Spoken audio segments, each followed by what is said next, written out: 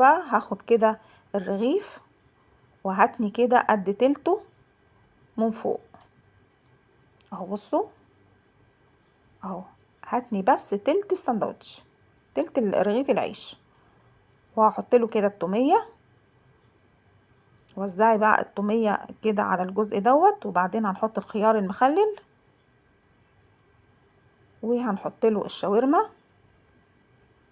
طبعا امليه بقى زي ما انت عاوزه براحتك.